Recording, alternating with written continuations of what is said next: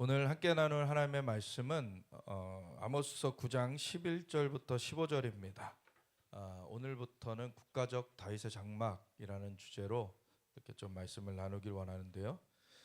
아모스서 9장 11절부터 15절까지 우리 함께 읽고 기도하고 나누겠습니다. 함께 읽겠습니다. 그날에 내가 다윗의 무너진 장막을 일으키고 그것들의 틈을 막으며 그 허물어진 것을 일으켜서 옛적과 같이 세우고 그들이 에돔의 남은 자와 내 이름으로 일컫는 만국을 기업으로 얻게 하리라. 이 일을 행하시는 여호와의 말씀이니라. 여호와의 말씀이니라. 보라, 날이 이를지라. 그때 파종하는 자가 곡식 추수하는 자의 뒤를 이으며 포도를 밟는 자가 씨 뿌리는 자의 뒤를 이으며 산들은 단 포도주를 흘리며 작은 산들은 녹으리라. 내가 내 백성 이스라엘이 사로잡힌 것을 돌이키리니 그들이 황폐한 성읍을 건축하여 거주하며 포도원들을 가꾸고 그 포도주를 마시며 거한들을 만들고 그 열매를 먹으리라. 내가 그들의 땅에 심으리니 그들이 내가 준 땅에서 다시 뽑히지 아니하리라. 내 하나님 여호와의 말씀이니라. 아멘. 하나님 감사합니다. 오늘도 주님의 말씀을 붙들고 승리하길 원합니다. 주님의 말씀은 진리입니다. 진리의 영으로 우리를 주장하여 주시고 인도하여 주시옵소서. 감사드리며 예수 그리스도 예수와 마시아 이름으로 기도드렸습니다. 아멘. 우리 아모스서 9장이 아모스서의 마지막 장이죠. 그리고 이 11절부터 15절까지가 마지막 구절들입니다. 아모스서의 결론은 이 11절부터 9장 11절부터 15절까지에 나와 있는데 사실은 그 앞서까지 앞에 10절까지만 해도 계속 이스라엘의 그 심판에 대해서 얘기를 해요. 이스라엘이 우상 숭배했기 때문에 그리고 불의를 행했기 때문에 이스라엘이 심판된다는 얘기를 1장부터 계속해요. 그래서 어떤 일이 있을 것이다. 그리고 심지어는 그 베델의 제사장이 하나냐가 나타나 가지고 그것을 대적하면서 나오니까 오히려 너는 심판을 받을 것이고 이스라엘이 또 험한 일을 겪게 될 것이다라고 다시 되받아치는 그런 내용도 나옵니다. 그래서 이스라엘이 굉장히 어려운 그런 시기를 겪는 내용들이 쭉 나와요. 그런데 마지막 요 몇 구절에 걸쳐서 이스라엘이 회복될 것을 얘기를 해요.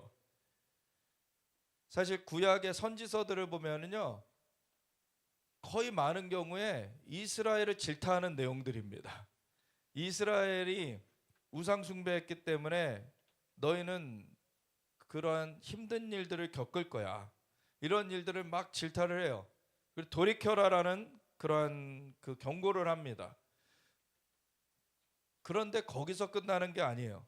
선지서들은 항상 그 회복에 대해서 말합니다. 그래서 하나님께서는 그 목적이 이스라엘을 끊어 없애는 게 목적이 아니시죠. 이스라엘을 돌이켜 살게 하시는 것이 목적이세요. 그래서 너희를 향한 나의 생각은 내가 하나니 그것은 재앙이 아니요 평안이라 그러셨어요. 장래에 소망을 주려는 것이라. 아멘. 그것이 하나님의 마음이에요. 우리를 향한 마음도 그렇습니다. 그래서 하나님께서 경고를 하세요.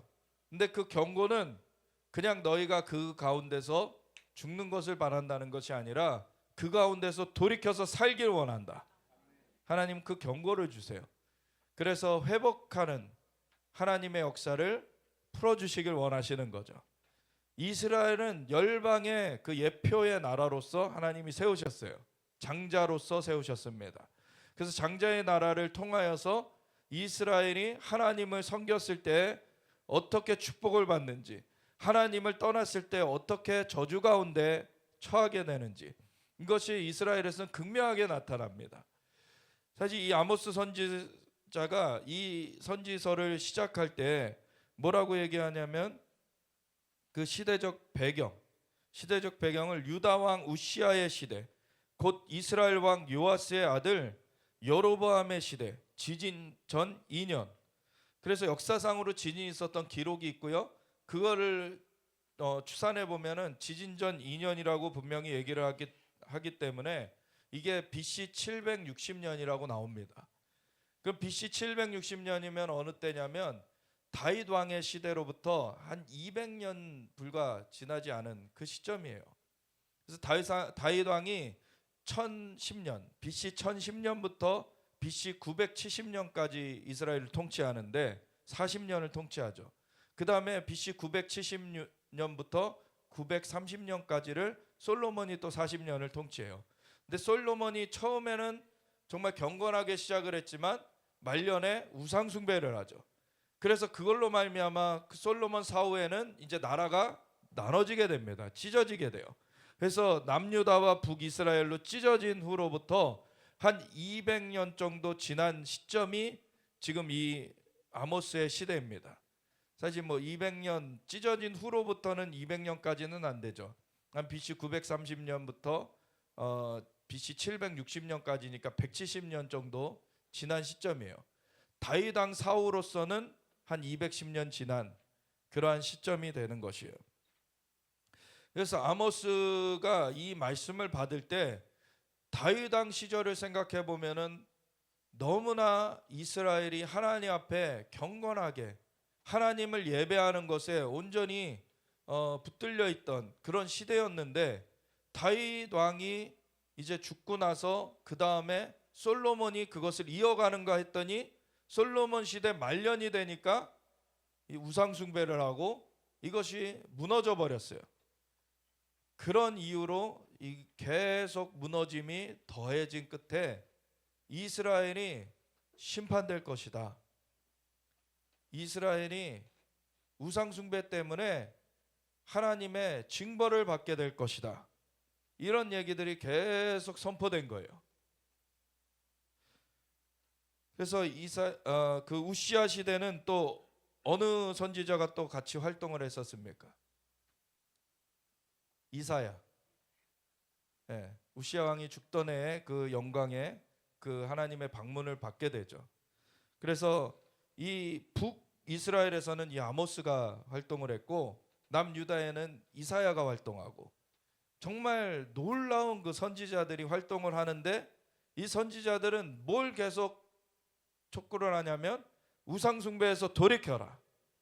너희가 우상숭배하면은 이 나라가 파멸될 것이다. 이 나라가 심판을 맞이하게 될 것이다.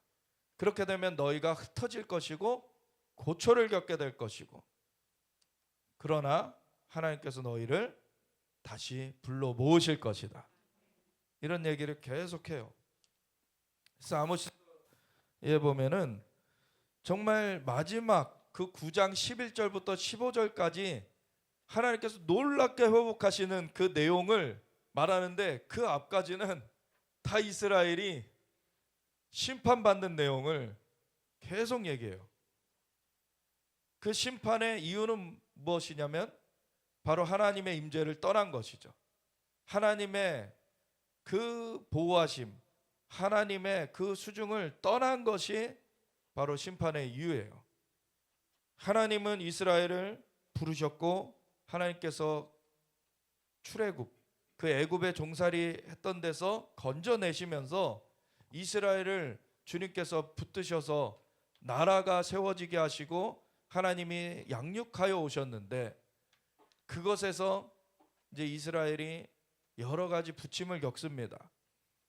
중간중간 이스라엘이 하나님과 관계가 소원해지면 이방 나라들이 막 쳐들어와요.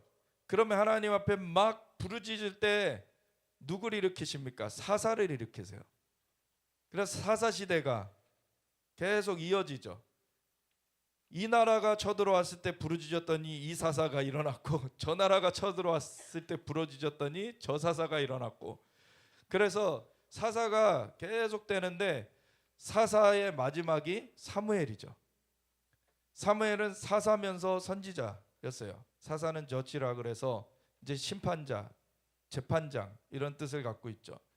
그래서 사사 시대는 뭐냐면 하나님이 친히 왕이 되셔서 이 이스라엘 백성을 판결해 주시는 것을 그 사사들을 통해서 하나님이 판단해 주시는 그러한 시대였어요.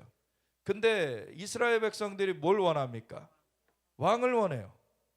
우리도 다른 나라들처럼 왕을 주십시오. 하나님이 왕이신데 다른 나라들의 왕은 온전치 못하고 오히려 포갑을 하고 그렇게 사람들을 또 못살게 굴기도 하고 그러는데 왜 그게 좋아 보였는지, 하나님께서 왕 되신 것은 온전하신 왕이 통치해 주시고 보호해 주시고 인도해 주시는 것인데 그거를 저버리고 왕을 세워달라고, 다른 육신의 왕을 우리에게 달라고 그렇게 얘기를 합니다. 그랬을 때 사무엘이 굉장히 개탄스럽게 그것을 받아들이는데, 하나님께서 그렇게 슬퍼하고 있는 사무엘 앞에 저들이 왕을 요구한 것은 너를 버린 것이 아니라 나를 버린 것이다. 근데 저들이 요구했기 때문에 왕을 세워줄 것이다. 그렇지만 왕을 세웠을 때 그 왕이 선한 왕이면은 평안을 누리겠지만 악한 왕이면은 그 고초를 겪게 될 것이다. 그런 얘기를 하시죠. 그래서 처음 왕을 세웠더니 사울이었어요. 사울이 처음엔 겸손하게 시작을 했는데 나중에 교만해졌고 인본주의로 사람의 눈치를 보는 것으로 전도돼 버려가지고 하나님의 명령을 거슬러 버리죠. 그래서 사울을 세운 걸 하나님 후회하시고 새로 세운 게 다윗인데, 다윗이 세워져 가지고 왕정 시대로 바뀌어졌음에도 이 나라가, 이 이스라엘이라는 나라가 하나님을 예배하는 그러한 정말 놀라운 은혜의 시간을 갖게 됐어요.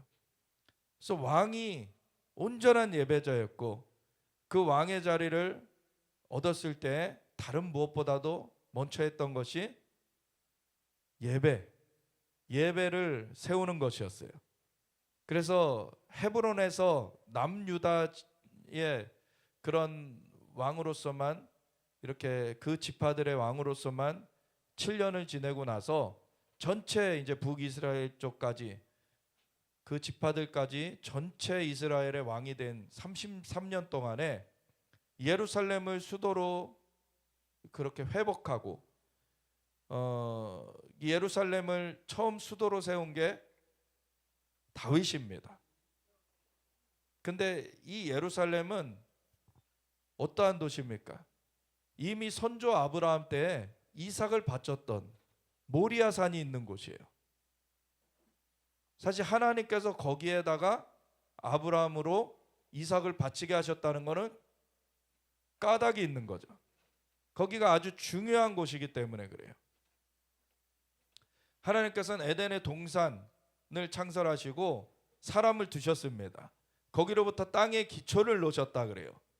그래서 거기부터 인간이 이제 삶을 시작하게 됐는데, 거기 동산의 중앙에는 생명나무가 있고 선악을 알게 하는 나무가 있는데, 선악을 알게 하는 나무 열매는 먹지 말아라 라고 분명히 하나님 당부하셨는데, 그것을 어기고 인간이 먹었을 때 그 뱀의 꼬드김, 그 사단의 꼬드김을 따라 그 일을 행함으로 말미암아 사단에게로 이 땅의 권세가 넘어가 버리고 인간은 죄인으로 이제 하나님의 형상을 잃어버리게 돼요.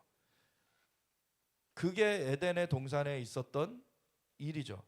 하나님은 그 선악을 알게 하는 나무의 열매를 먹어서 이제 더럽혀진 그 오염된 인간이 생명나무의 열매를 먹어버리면 오염된 채 영원히 가게 되기 때문에 생명나무 열매를 먹지 못하게 하려고 에덴 동산에서 쫓아내십니다. 그래서 동편으로 쫓아내시고 나서 동편에 그 그룹들, 천사들이죠, 그룹들을 배치시키시고, 그리고 두루 도는 불칼, 화영검이라고 하는 두루 도는 불칼을 거기다 둬가지고 그 문을 막아버리세요. 그 문이 봉쇄되게 하신 거죠. 그래서 사람이 다시 에덴 동산으로 접근을 못하게. 그래서 생명나무를 못 먹는 거죠. 생명나무의 열매를 못 먹어요. 선악을 알게 하는 나무의 열매를 먹은 상태에서, 어떻게 보면 독이 퍼진 상태에서 생명나무만 먹으면은 그 독이 퍼진 상태는 해결이 되지 않은 채 영원히 그렇게 거하게 되기 때문에 그거는 정말 그 독이 퍼진 그 인간을 다시 살릴 수 있는 방안이 아니죠. 그러니까 우선 그걸 봉쇄해 놓고서 메시아가 오시기까지, 하나님의 아들 예수님이 오시기까지 그것을 봉해 놓고 있다가 그 생명나무가 원래 상징하는 것은 예수님이세요. 그래서 우리의 부활이요 생명이신 예수님, 내가 생명의 떡이라고도 하시고 내가 부활이요 생명이라 그러시고 그거를 주어 먹게 하시는 거죠.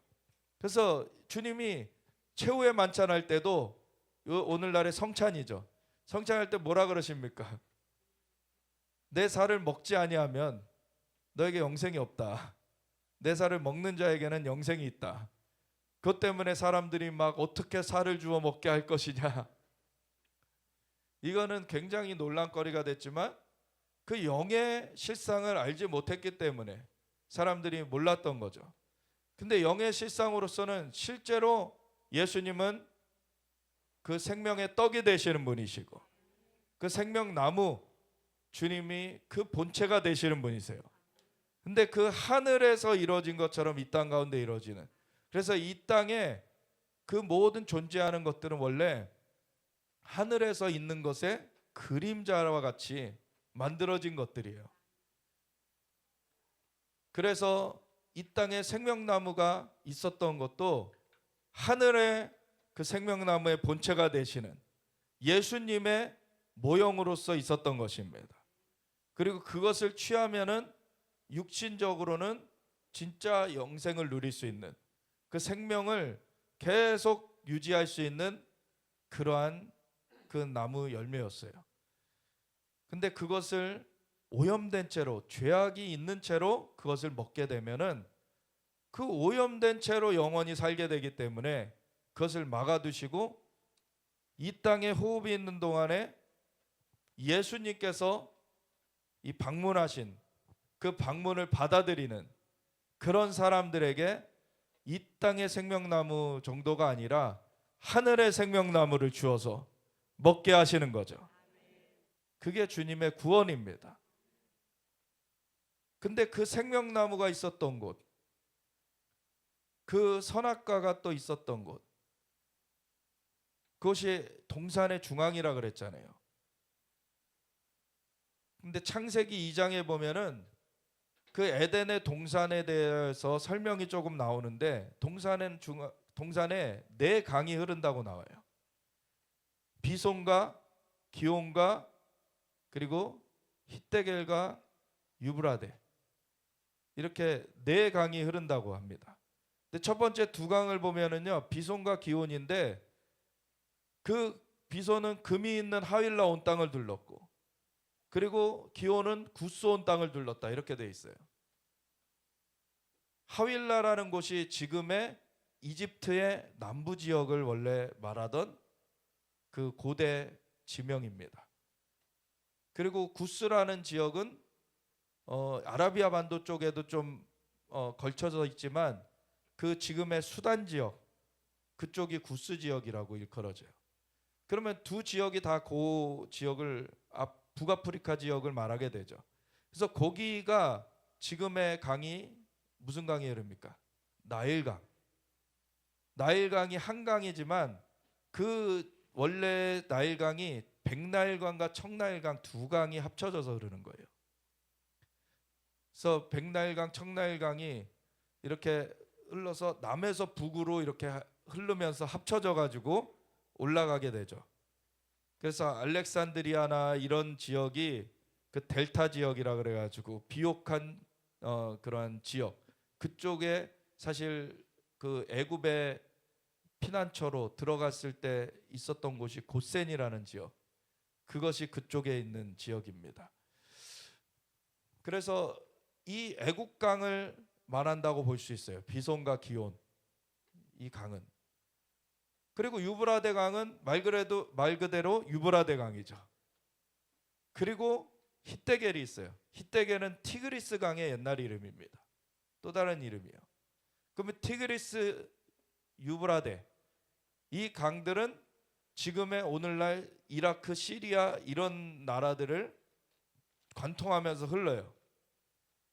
근데 하나님께서 아브라함한테 너와 너의 후손에게 어떤 땅을 주겠다 그러십니까? 애국강에서부터 큰 강 유브라데까지 주겠다 그랬어요. 그리고서 아브라함한테 약속의 자녀인 이삭을 주시고서는 이삭이 장성하였을 때 이삭을 바치라고, 그러실 때 어디에다 바치라 그랬어요? 내가 내게 지시할 땅으로 가서 바쳐라. 그런데 그게 바로 모리아산이었죠. 그게 나중에 성전이 세워지는 성전산이고, 그리고 예수님이 그 산자락에서 골고다 언덕에서 십자가를 지셨죠. 이게 우연인 것이 아닙니다. 하나님은 만물의 창조주세요. 역사의 주권자세요. 그 역사상에 하나님이 까닭없이 행하시는 것이 없습니다. 하나님께서는 다 의미 있게 그 일들을 행하시는데, 아브라함한테 애국강에서부터 유브라데 강까지 약속하신 것도 의미가 있는 것이고, 그 가운데서 이삭을 약속의 자녀로 주셨는데 그것을 장성했을 때 바치라고 하는 그 장소를 모리아산으로 정하신 것도 의미가 있는 거예요. 근데 아브라함이 그 이삭을 거기다 바쳤고, 거기서 이삭 대신에 바칠 양을 발견하게 됩니다. 그래서 그 양을 대신 바치게 되죠. 하나님의 사자가 와가지고 이삭을 내려치려는 아브라함을 막고서는 이제야 내가 하나님을 경외하는 줄 알았다 그래요. 그게 테스트가 완전히 통과된 겁니다.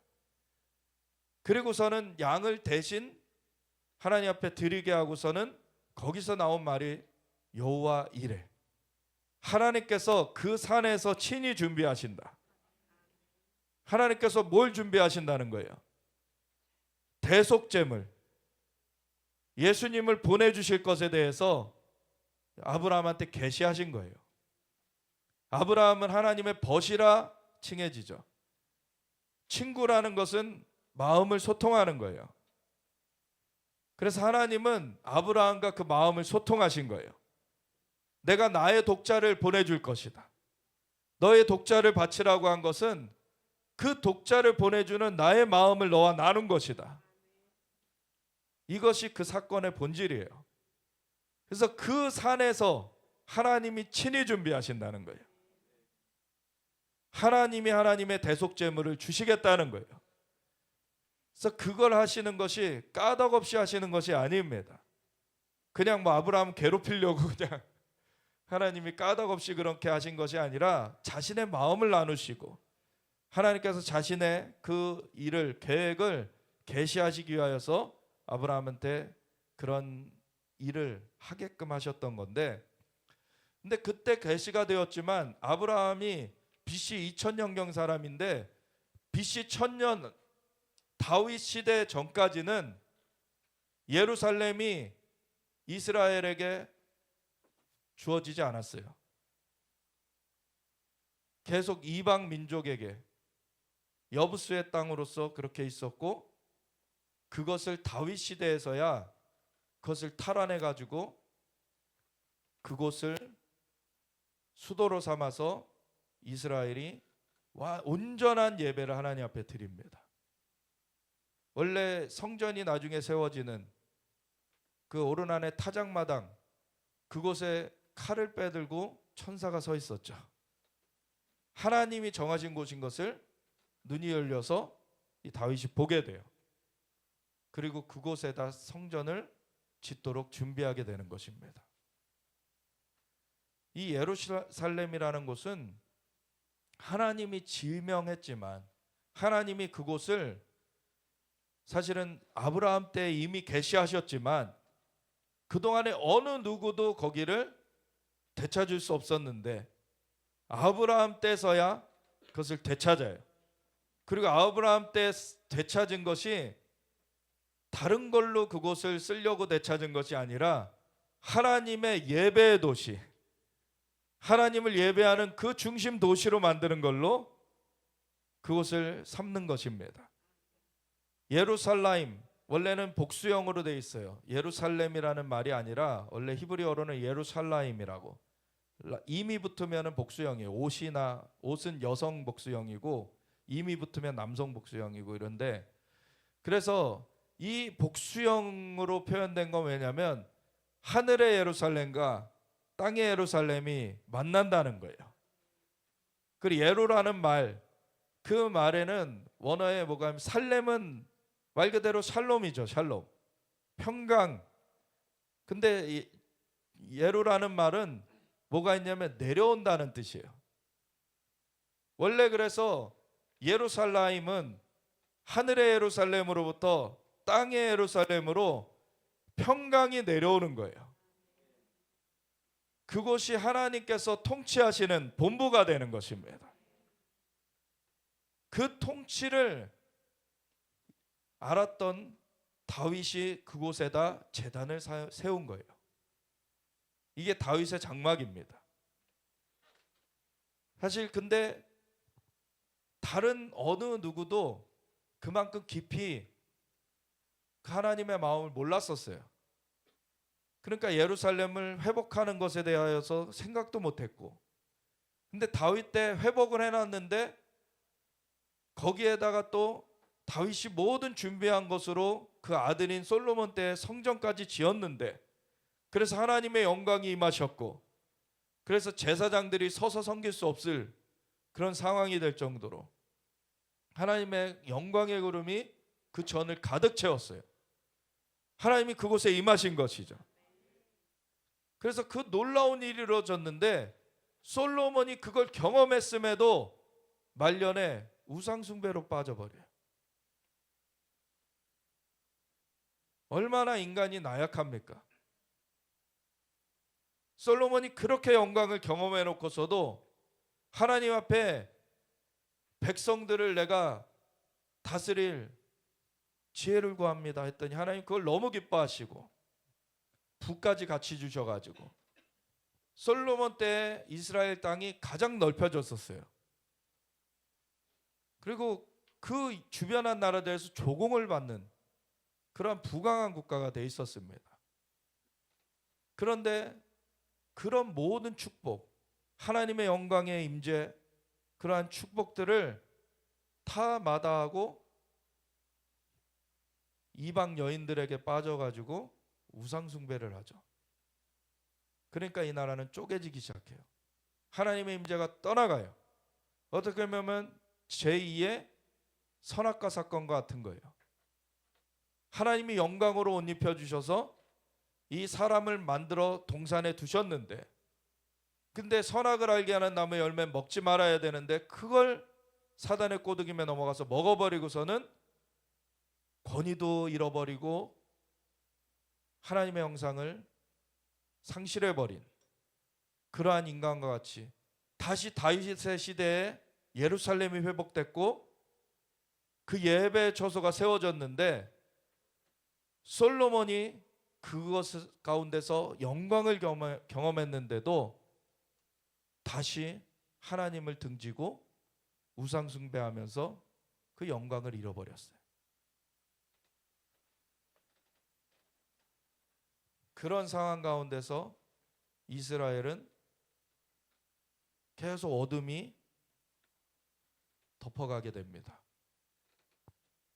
그런 가운데 이 아모스서의 주요한 것들을 짧게만 보면은 아모스서 2장 10절부터 16절까지 이런 말씀을 하세요. 내가 너희를 애굽 땅에서 이끌어내어 40년 동안 광야에서 인도하고 아모리 사람의 땅을 너희가 차지하게 하였고 또 너희 아들 중에서 선지자를 너희 청년 중에서 나실인을 일으켰나니 이스라엘 자손들아 과연 그렇지 아니하냐 이는 여호와의 말씀이니라. 그러나 너희가 나실 사람으로 포도주를 마시게 하며 구별된 사람들도 더럽혀 버리고 또 선지자에게 명령하여 예언하지 말라 하였느니라. 보라 곡식단을 가득히 실은 수레가 흙을 누름같이 내가 너희를 누르리니 빨리 다른 박질하는 자도 도망할 수 없으며 강한 자도 자기 힘을 낼 수 없으며 용사도 자기 목숨을 구할 수 없으며 활을 가진 자도 설 수 없으며 발이 빠른 자도 피할 수 없으며 말 타는 자도 자기 목숨을 구할 수 없고 용사 가운데 그 마음이 굳센 자도 그 날에는 벌거벗고 도망하리라. 여호와의 말씀이니라. 그래서 3장에 이어서 보면은 이스라엘 자손들아 여호와께서 너희에게 대하여 이르시는 이 말씀을 들으라. 이 애굽 땅에서 인도하여 올리신 모든 족속에 대하여 이르시기를 내가 땅의 모든 족속 가운데 너희만을 알았나니. 하나님이 이스라엘을 이렇게 처음 뽑으셔가지고 하나님께서 인도해 내신 거예요. 그러므로 내가 너희 모든 죄악을 너희에게 보응하리라. 근데 그 처음 선택된 만큼 그 책임도 막중해요. 보응하리라 하셨나니 두 사람이 뜻이 같지 않은데 어찌 동행하겠으며 사자가 움킨 것이 없는데 어찌 수풀에서 부르짖겠으며 젊은 사자가 잡은 것이 없는데 어찌 굴에서 소리를 내겠느냐. 덫을 땅에 놓지 않았는데 새가 어찌 거기 치이겠으며 잡힌 것이 없는데 덫이 어찌 땅에서 튀겠느냐. 까닭없이 이루어지는 일이 있느냐. 너희들에게 죄악이 있기 때문에 이런 환란이 오는 것이고, 성읍에서 나팔이 울리는데 백성이 어찌 두려워하지 아니하겠으며 여호와의 행하심이 없는데 재앙이 어찌 성읍에 임하겠느냐. 그런데 주 여호와께서는 자기의 비밀을 그종 선지자들에게 보이지 아니하시고는 결코 행하심이 없으시리라. 사자가 부르짖은즉 누가 두려워하지 아니하겠느냐. 주 여호와께서 말씀하신즉 누가 예언하지 아니하겠느냐. 하나님은 만물의 창조주시고 역사의 주권자십니다. 하나님이 역사하세요. 근데 그것을 받을 사람들, 그것을 이 땅 가운데서 수종될 사람들, 하나님은 선지자를 세우셨고 그것을 대언케 하셨어요. 하나님은 그러한 대언자들, 대리자들 없이는 행하지 않으셨어요. 왜냐하면 하나님은 이 땅의 권세를 인간에게 주셨기 때문에 그런 사람들을 세우시고 하나님을 일을 행하셨습니다. 사람들이 알아듣게 하셨어요. 선지자를 보내셔서 너희가 돌이켜야 된다. 너희가 지금 그 길로 가면 망한다. 너희가 회개해야지 살 수 있다. 지금 재앙이 다가오고 있다. 이스라엘에게 하나님은 계속 경고하셨죠. 4장 6절부터 13절까지 또 보면 또 내가 너희 모든 성읍에서 너희 이를 깨끗하게 하며 막 잔악하게 다른 피를 흘리며 막 이로 물어뜯고 막 사실 이런 것들이 영적으로는 막 비방하는 말, 사람들을 폄훼하는 말 이런 것들도 그 증오의 말들을 내뿜는 것이 이렇게 말로 사실 사륙하는 것과 같습니다. 너희의 각 처소에서 양식이 떨어지게 하였으나 너희가 내게로 돌아오지 아니하였느니라. 여호와의 말씀이니라. 또 추수하기 석 달 전에 내가 너희에게 비를 멈추게 하여 어떤 성읍에는 내리고 어떤 성읍에는 내리지 않게 하였더니 땅 한 부분은 비를 얻고 한 부분은 비를 얻지 못하여 말랐음에 두세 성읍 사람이 어떤 성읍으로 비틀거리며 물을 마시러 가서 만족하게 마시지 못하였으나 너희가 내게로 돌아오지 아니하였느니라. 여호와의 말씀이니라. 이 땅에 재앙이 임한 것은 사실은 돌이키면은 회복될 수 있는 것인데 그런 것을 경험하고서도 돌이키지 않는 이러한 상황.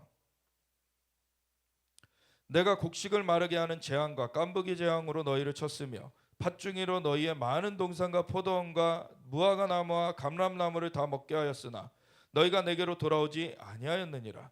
여호와의 말씀이니라. 내가 너희 중에 전염병 보내기를 애굽에서 한 것처럼 하였으며 칼로 너희 청년들을 죽였으며 너희 말들을 노력하게 하며 너희 진영의 악취로 코를 찌르게 하였으나 너희가 내게로 돌아오지 아니하였느니라.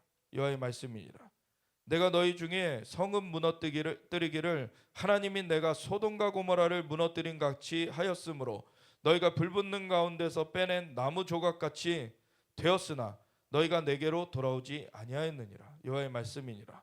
그러므로 이스라엘아 내가 이와 같이 내게 행하리라. 내가 이것을 내게 행하리니 이스라엘아 내 하나님 만나기를 준비하라. 사실 이게 좋게 만나는 게 아니죠. 지금 보라 산들을 지으며 바람을 창조하며 자기 뜻을 사람에게 보이며 아침을 어둡게 하며 땅의 높은 데를 밟는 이는 그의 이름이 만군의 하나님 여호와시니라. 그래서 돌이켜야 하나님 앞에 만날 때 진짜 축복된 만남을 가질 수 있는데 지금 그렇지 않고 하나님 앞에 범죄함으로 심판 가운데 만나게 되는 거예요.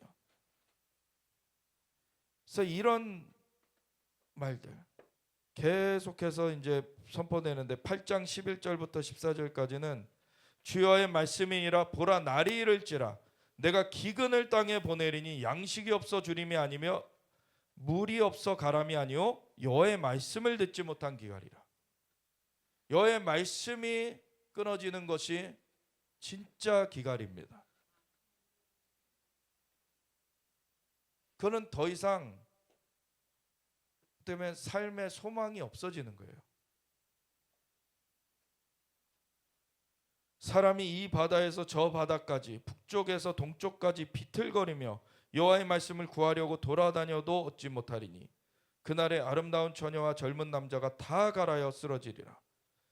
사마리아에 죄된 우상을 두고 맹세하여 이르기를 다나 내 신들이 살아있음을 두고 맹세하노라 하거나 브엘세바가 위하는 것이 살아있음을 두고 맹세하노라 하는 사람은 엎드러지고 다시 일어나지 못하리라. 아멘. 하나님의 말로 경고하는데 안 들어. 정말 기근이 들어도, 그리고 정말 그 메뚜기 재앙이 일어나도 그런 걸로는 사람이 듣지 않을 때 하나님은 어떻게 하신다고요? 전쟁 가운데 그런 무력의 처분을 받게 되는 그러한 일이 있게 됩니다. 그래서 아모스서 9장으로 넘어가 보면 내가 보니 주께서 제단 곁에 서서 이르시되 기둥머리를 쳐서 문지방이 움직이게 하며 그것으로 부서져서 무리의 머리에 떨어지게 하라. 내가 그 남은 자를 칼로 죽이리니 그 중에서 한 사람도 도망하지 못하며 그 중에서 한 사람도 피하지 못하리라. 그들이 파고 수월로 들어갈지라도 내 손이 거기에서 붙잡아낼 것이요 하늘로 올라갈지라도 내가 거기에서 붙잡아 내릴 것이며 갈멜산 꼭대기에 숨을지라도 내가 거기에서 찾아낼 것이요 내 눈을 피하여 바다 밑에 숨을지라도 내가 거기에서 뱀을 명령하여 물게 할 것이요 그 원수 앞에 사로잡혀 갈지라도 내가 거기에서 칼을 명령하여 죽이게 할 것이라. 내가 그들에게 주목하여 화를 내리고 복을 내리지 아니하리라 하시니라. 하나님이 대적하면 숨을 곳이 없어요. 우상 숭배하는 것 돌이키지 않으면 숨을 곳이 없게 화를 당하는 것입니다.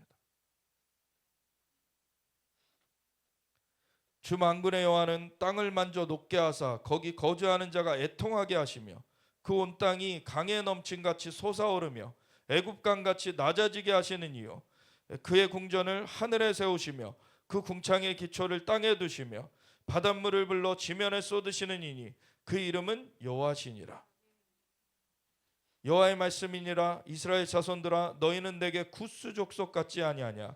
내가 이스라엘을 애굽 땅에서 블레셋 사람을 갑돌에서 아람 사람을 기르에서 올라오게 하지 아니하였느냐. 보라 주 여호와의 눈이 범죄한 나라를 주목하노니 내가 그것을 지면에서 멸하리라. 그러나 야곱의 집은 온전히 멸하지는 아니하리라. 여호와의 말씀이니라. 하나님은 이스라엘에 대해 심판을 말하실 때마다 렘넌트 남은 자들에 대한 얘기를 하세요. 그래서 그 나라 자체는 심판을 당하게 돼도 남은 자가 있어서 멸절되지는 않게 하겠다. 하나님이 그래서 새롭게 시작하시는 그러한 역사를 또한 이어가십니다. 보라 내가 명령하여 이스라엘 족속을 만국 중에서 체질하기를 채로 체질한 같이 하려니와 그 한 알갱이도 땅에 떨어지지 아니하리라. 오히려 이스라엘 백성들을 열방으로 흩으시면서 열방 가운데서 체질을 하셨어요. 이스라엘 나라에는 심판이 이루어졌는데 열방으로 흩어진 그 유대인들이 그곳에서 뉘우치며 하나님께로 돌이키며 여호와께로 돌아가자. 우리 고토로 돌아가자. 그게 시온주의 운동입니다. 그래서 그거는 종교적인 것이 앞에 있다기보다는 먼저 정치적인 것이 앞에 있긴 하지만 하나님께서 이제 때가 되심에 이스라엘 백성들을 모으시는 거예요. 그래서 이 에스겔서 36장에 봤듯이 하나님께서 열방에서 이스라엘을 고토로 모으시고 물로 씻어 깨끗하게 하시고 하나님의 영을 부어서 살아나게 하겠다. 이를 행하는 것은 이스라엘이 잘나서가 아니라 내 이름을 위하여서 그렇게 하겠다. 하나님 말씀하신 거죠. 그런데 내 백성 중에서 말하기를 화가 우리에게 미치지 아니하며 이르지 아니하리라 하는 모든 죄인은 칼에 죽으리라. 교만한 자들은 남김없이 심판됩니다. 하나님 앞에 겸비해야 돼요. 그리고 아모스서 9장 10절까지 계속 심판에 대한 얘기를 하고 있다가 마지막 5절 여기서 이스라엘 회복을 얘기해요. 근데 그 회복의 핵심은 뭐냐면 다윗의 장막이 회복된다는 거예요. 그날에 내가 다윗의 무너진 장막을 일으키고 그것들의 틈을 막으며 거물어진 것을 일으켜서 옛적과 같이 세우고 그들의 에돔의 남은 자와 내 이름으로 일컫는 만국을 기업으로 얻게 하리라. 이 일을 행하시는 여호와의 말씀이니라. 아멘.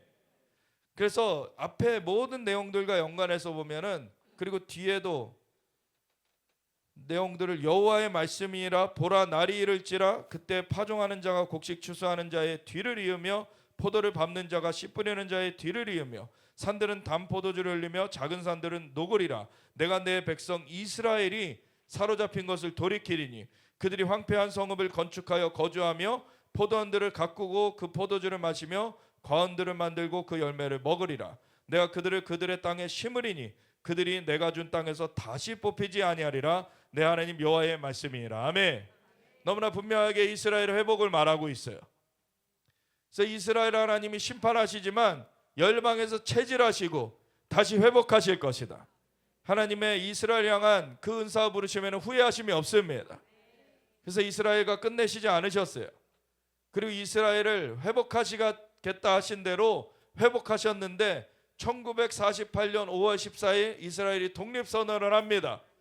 그때 토라 포션이 이 아모스서 9장 11절부터 15절이었어요. 하나님께서 주님의 말씀을 1.1획도 틀림이 없이 이루십니다.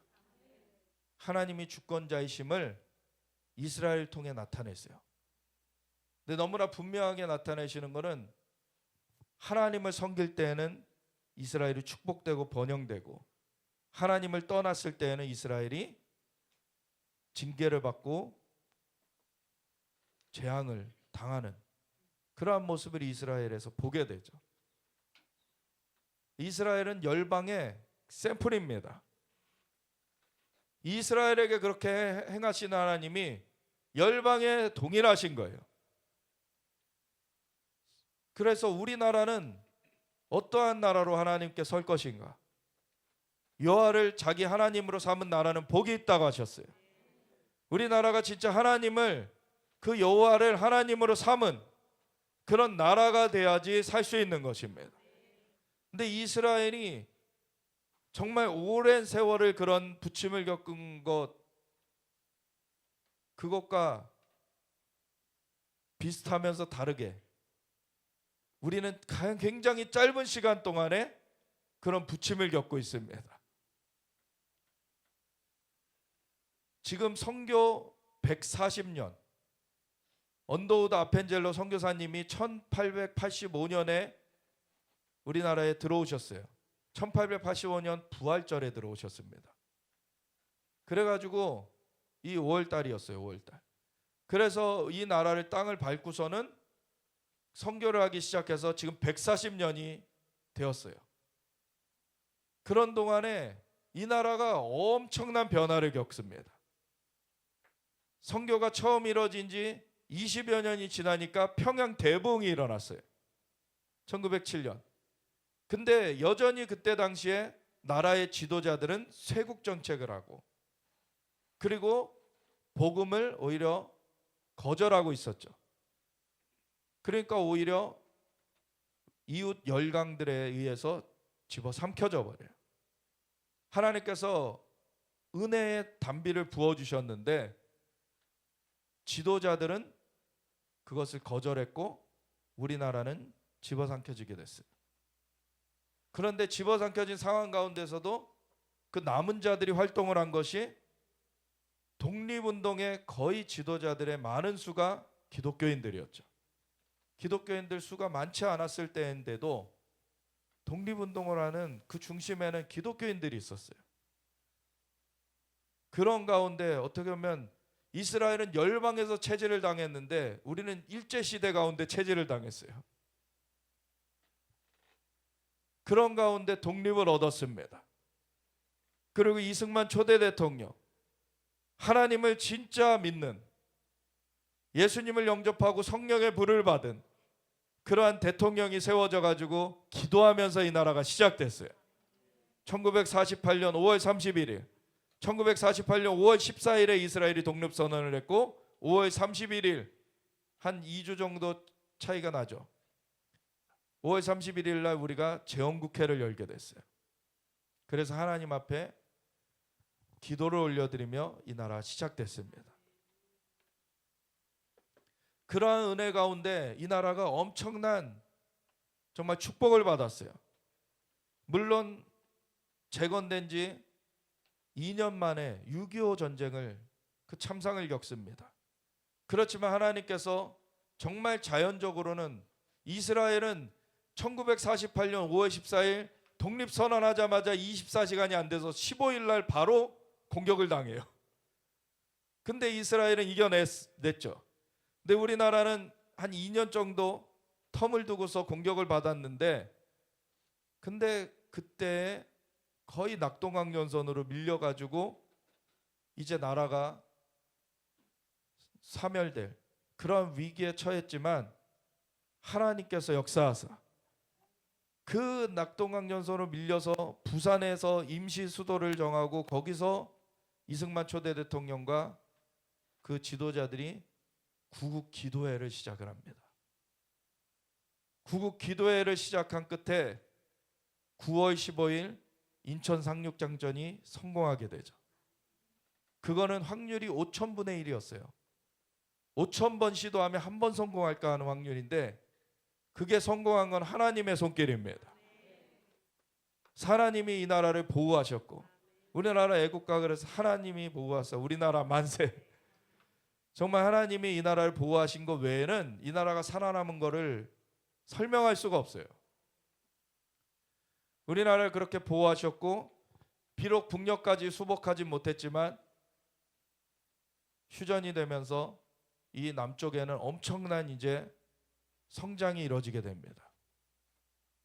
그랬는데 신명기 32장에도 보면은 여수르니 기름짐에 나를 발로 찼도다. 하나님께서 말씀하세요. 여수르는 이스라엘의 애칭이에요. 그거는 올곧다라는 뜻을 갖고 있는데 이스라엘이 하나님의 그 인도하심을 올곧게 따라야 되는 건데 그런 부르심을 버리고서 하나님을 거스르는 자기네들이 하나님의 축복 가운데 부강해졌는데 그 축복을 잊어버리고 하나님을 등지고 이제 자기네들 스스로 뭔가를 할 수 있다고 착각하고 나오니까 이제 이스라엘에는 재앙이 닥치죠. 우리나라도 마찬가지입니다. 오히려 1988년에 올림픽을 했죠. 사실 그 전까지는 이스라엘이 그렇게 잘 사는 나라라고 생각을 어느 다른 나라에서 한 적이 없어요. 근데 1988년 올림픽을 성공적으로 개최하면서 잘 사는 나라라고 우리나라를 전 세계적으로 인정하게 됐습니다. 근데 올림픽이라는 것이 무엇입니까? 그리스에서 시작된 그 인간의 육체를 뽐내는 그러한 제전이에요. 원래는 그게 그냥 좋은 경쟁만 하는 그런 걸로 시작된 게 아니에요. 지금의 스포츠에는 좋은 경쟁을 하는 것들로 이렇게 되어 있는 것들은 잘 살려져야 되지만, 원래 그 경기는, 올림픽이라는 거는 원래 신전 제사의 일부로서 하던 거예요. 그 올림픽이라는 걸 통해 전 세계적으로 한국은 잘 사는 나라라고 알려졌지만, 그 전까지 엄청나게 성장되던 이 기독교, 그 기도하면서 이 나라를 위해서 정말 불철주야 기도하던 그 기도의 흐름은 그때부터 끊겼습니다. 오히려 그때부터 위기를 맞이하게 돼요. 우리나라가 여수르니 기름짐에 나를 차버렸다. 하나님 말씀하신 것처럼 우리나라가 이제 기름졌다 이거예요. 이제 우리도 남부럽지 않게 살 수 있는 그런 나라가 됐다.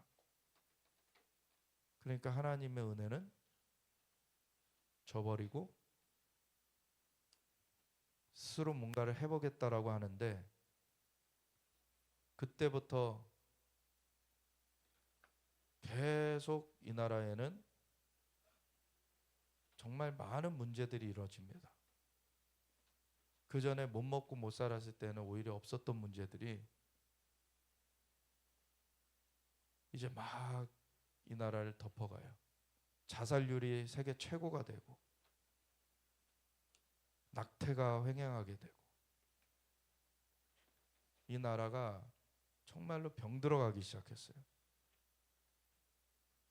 그걸 타고 또 잘못된 그 대북 정책이 들어서게 되고, 그걸로 말미암아 북한의 주민들을 그 굶주림에서 살리는 게 아니라 북한의 정권에 미사일을 만들 수 있는 그러한 공급이 들어가게 되고, 그리고 북한에서 공작 사람들을, 공작관들을 보내가지고 이 나라를 전복하는 그러한 활동들을 계속 더해가고, 그런 가운데 오늘날의 위기가 온 겁니다. 돌이켜라, 돌이켜라, 돌이켜라, 돌이켜라, 돌이켜라. 계속 말씀하세요. 근데 말씀을 못 알아들으면 결국엔 뭐가 이루어진다고요? 심판이 이루어지는데 전쟁이 일어나는 그런 일도 겪게 되고, 일제시대로 충분하지 않습니까? 이제 북한의 지배를 받아봐야지 정신이 차려질 겁니까?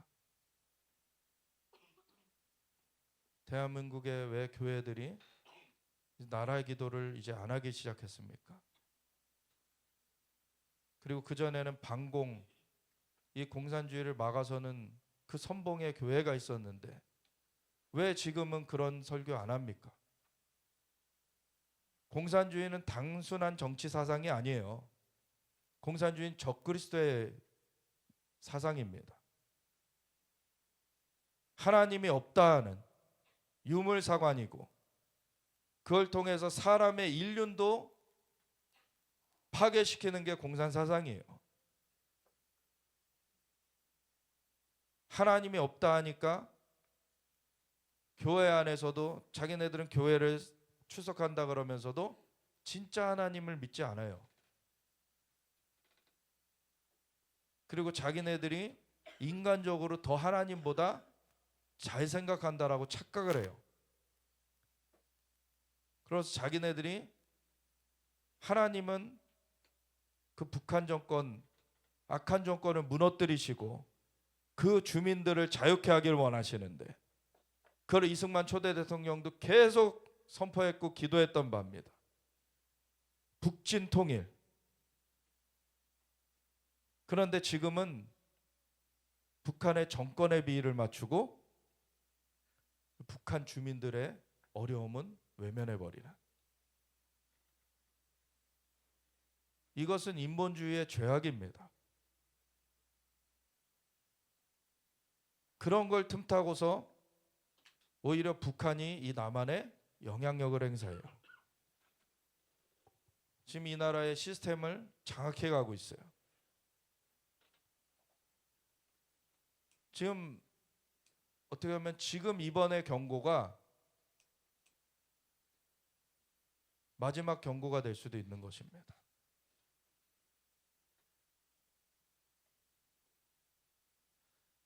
그래서 하나님 앞에서 진짜 하나님을 경외하는 지도자를 뽑아야 돼요. 하나님을 업수히 여기고 사람들을 죽음 가운데로 모는 그런 사람을 뽑게 되면 이 나라는 망하는 것입니다. 하나님을 경외하는 자, 그리고 그 하나님을 경외함 가운데 사람들을 사랑하는 자, 그런 사람이 지도자로 뽑혀지면 그렇다고 해서 모든 위기가 한 번에 해결되는 건 아닙니다. 중요한 건 뭐예요? 이 다윗의 장막이 회복되는 것. 다윗의 장막, 많은 모세를 통하여서 하나님이 출애굽을 시키셨잖아요. 그럼 왜 모세의 회막이 아니라 다윗의 장막이 회복된다고 하십니까? 아니면 솔로몬의 성전, 왜 그것이 회복된다고 안 하십니까? 더 화려하고 그랬던 거는 성전이었는데, 다윗의 장막은 그냥 텐트 아래에다가 언약궤를 놓은 거예요. 그래서 다윗이 자신의 왕궁을 거닐다가 나는 이렇게 백향목 궁에 거하거늘 하나님에게는 저렇게 천막 아래 있도다. 그러면서 하나님의 처소, 그 하나님의 성전을 짓기를 갈망을 하죠. 처음에 그것을 나단 선지자한테 나눴을 때는 나단 선지자는 좋습니다, 원하시는 대로 하십시오 했는데, 그날 밤에 하나님이 말씀하세요. 내가 모든 걸 만들었고 땅은 나의 발판인데 누가 나를 위하여 처소를 지을 수 있겠느냐? 내가 언제 집이 없다고 했느냐? 하나님은 근데 그렇게 말씀하시면서도 다윗의 마음이 기특한 거예요. 우리가 하나님께 뭔가 대단한 걸 해드릴 수 없어요. 사실은 하나님은 만물의 창조주시기 때문에, 영존하시는 분이시기 때문에, 그러면 영원부터 영원까지 스스로 계시며 통치하시는 분이시기 때문에 우리가 그분한테 지음받은 자가 지으신 분께 뭘 대단한 걸 해드릴 수 있겠습니까? 사실. 근데 하나님은 원하시는 거는 그 마음을 원하세요. 그래서 다윗한테서 사실 뭐 집이 필요하다 했냐 막 그랬지만, 다윗한테 그 위에서, 그 계보에서 통치자가 끊어지지 않을 것이다. 그래서 다윗의 보좌에 메시아가 올 것에 대해서 예언하시죠. 하나님은 다윗을 그 계보 가운데 세우시고, 그래서 마태복음 신약의 첫 구절이 아브라함과 다윗의 자손 예수 그리스도의 계보라. 이렇게 예수님이 오시게 됩니다. 다윗이 하나님을 향한 마음, 하나님을 먼저 정말 위하고자 하는 마음, 이게 하나님은 기특하셨던 거예요.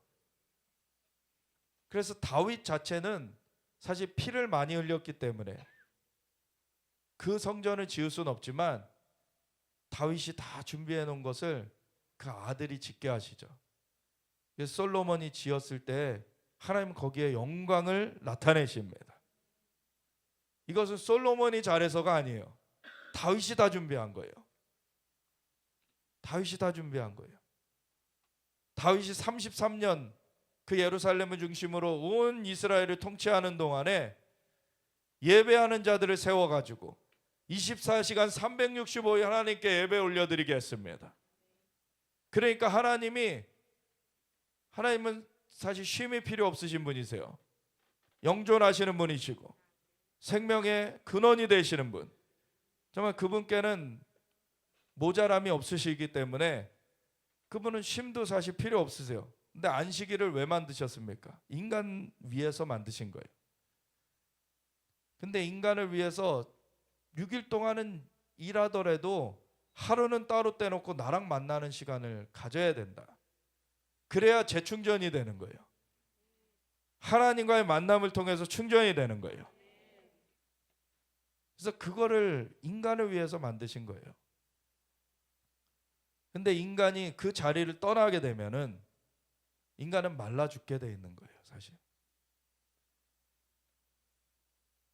하나님께서 다윗을 통하여서 인간과 함께하는 그 시간, 다윗의 시대처럼 온전하게 누리셨던 적이 언제 또 있겠습니까? 다윗의 시대에 24시간 365일 이스라엘을 열방의 예표로 삼으셨는데, 그 열방의 예표된 이스라엘의 왕으로 세워진 다윗이 자신의 왕위를 이용해서 하는 것이 24시간 365일 하나님을 예배하는 것을 한다는 거예요. 그래서 하나님은 다윗을 내 마음에 합한 자라 그러시죠. 하나님과 이게 딱 맞아지는 거예요. 하나님은 그것을 너무나 기뻐하셨고, 이스라엘이 국가적으로 다시금 그렇게 서길 원하세요. 결국엔 예수님이 다시 오시면 다윗은 또 예수 그리스도의 예표가 되는 인물이기 때문에 예수님이 그 하늘의 생명나무, 정말 온전한 그 생명이 되시고 그분이 온전한 왕이 되시고 우리의 영원한 주권자신데, 그분이 다시 오시면은 그 온전한 통치가 이제 예루살렘에서 온 열방 가운데 펼쳐질 것입니다. 그래서 스가랴서 14장에도 그렇고 그날에는 천하의 왕이 홀로 하나이실 것이요 예루살렘에서부터 열방을 통치하실 것이라고.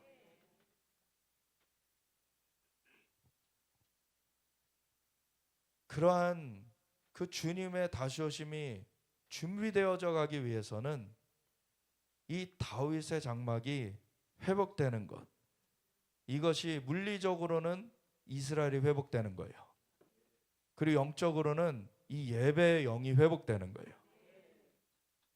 하나님을 향한 그 예배가 종일종야에 정말 끊임없이 올려지는 그러한 처소들이 일어나게 되면은 하나님은 그곳 가운데 거하시며 하나님의 계시를 나타내시고, 하나님은 주님의 그 임재 가운데서 사람들을 돌봐 가시는 것입니다.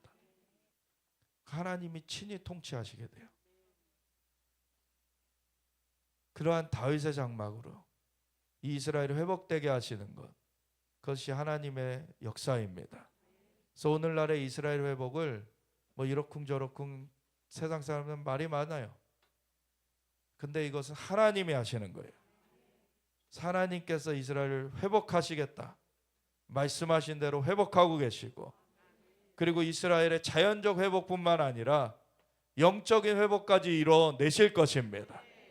그래서 열방에서 고토로 모아 들이시는 것뿐만 아니라 물로 씻어 정결하게 하시고 하나님의 영을 부어서 살아나게 하시는 하나님의 역사가 이루어지게 하리라. 하나님의 일이 성취되는 거예요. 그것과 함께 우리나라도 이 열방의 예표로 삼은 이스라엘의 얘기처럼 하나님 이 나라도 그렇게 다윗의 장막이 세워지길 원합니다. 이 나라 다윗과 같은 지도자가 세워지길 원하고, 하나님이 온 나라가 하나님을 예배하는 나라로, 이승만 대통령이 참 그런 기초를 이 나라에 놓아두셨어요. 기독교 인구가 얼마 되지도 않는데 그때 기독교 지도자들을 한 사람 한 사람 사실 전도해가지고 그들이 예수님 영접하고 그렇게 함께 서가지고 하나님 앞에 기도를 올려드리며 이 나라가 재건되게, 이건 놀라운 은혜입니다. 그래서 이러한 은혜를 입었는데 그 은혜 가운데서 이 나라가 부강되게 되었는데 왜 여수르니 기름짐에 하나님을 저버리는 그런 일이 또 일어납니까? 우리 교회들이 깨어나야 돼요. 세상의 눈치 볼 것이 아닙니다. 세상의 눈치 보고서 그 두려움에 빠져서 타협하게 된다면 사울의 길을 가게 되는 거예요. 다윗은 세상과 타협하지 않았습니다. 오히려 자신의 주의를 자신의 아내였던 미갈까지도 비웃을지라도 나는 이보다 더 천해질지라도 하나님의 임재를 우선할 것이다. 하나님 앞에 그런 지도자, 그런 백성들로서 우리가 서길 원합니다. 그래서 우리가 함께 기도할 때 하나님, 오늘날 국가적 다윗의 장막이 다시 회복되는 그림을 이스라엘 통해서 보여주고 계시는데 하나님, 그들도 회복되는 과정 중에 있기 때문에 그 중에는 하나님 그 조정되고 있는 그 많은 면들, 그런 것이 있지만 하나님이 이 일을 이루시는 것이고 하나님께서 하나님의 역사를 완성하실 것입니다. 그래서 우리나라도 그러한 하나님 주님을 온전하게 예배하는 다윗의 장막으로서 일어나기 원합니다. 주님께서 인도하여 주시옵소서. 우리 함께 주의 치며 같이 기도하며 나아가겠습니다. 주